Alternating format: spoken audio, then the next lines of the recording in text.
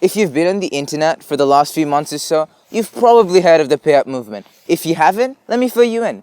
Your favorite brands, my favorite brands, JCPenney, Fashion Nova, Walmart, Primark, among many, many others, haven't been paying their workers. More importantly, who are these workers? Can they survive without pay? And why should we even be concerned? Ever heard of sweatshops? Oxford defines sweatshops as a place where workers work for low wages in poor conditions. Bangladesh is filled with sweatshops. And this whole low wages thing hasn't worked out too bad for us after all. We dominate. Some people call it the textile industry, others call it the RMG or the garments industry, all kinds of clothing essentially.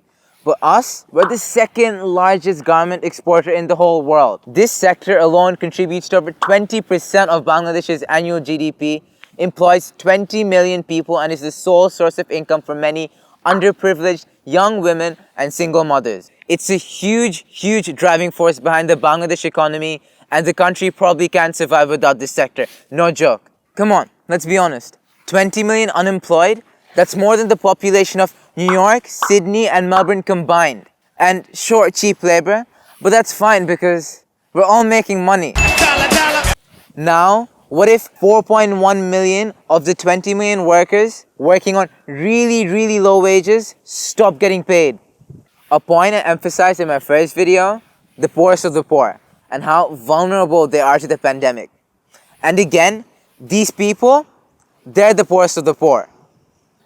It hurts because these workers, they're still going to work every single day. They're doing their fair share. But these foreign companies, yeah, sure, they were severely affected by the pandemic too, but trust me, they can pay up. Over the years, they've paid these workers the lowest possible wages. They could definitely pay up. Still don't believe me? Goals. Yeah, them. Instead of paying the 50 million they owe to the poor, vulnerable, underprivileged garment workers of Bangladesh, they've decided to reward the already filthy rich shareholders with 109 million. That's pathetic. The livelihood of these 4.1 million garment workers are in the hands of these Western fashion brands. They're committing serious crimes here, and only we can hold them accountable. And the PAYUP movement, demanding Western fashion brands to pay for their orders, has done wonders so far. After social media pressure, 19 of these globally renowned fashion brands like Gap, Uniqlo, and H&M have paid up. And only last week, Levi's released a statement to let us know that they finally paid up their workers in full, and they'll no longer put their workers' livelihoods at risk. Join the movement. We will make these companies pay up. Swarm the comment section. Keep using #PayUp. Follow these accounts if you want to learn more about the cause. And if you enjoyed the video, like, share, and subscribe. Until next time, stay safe.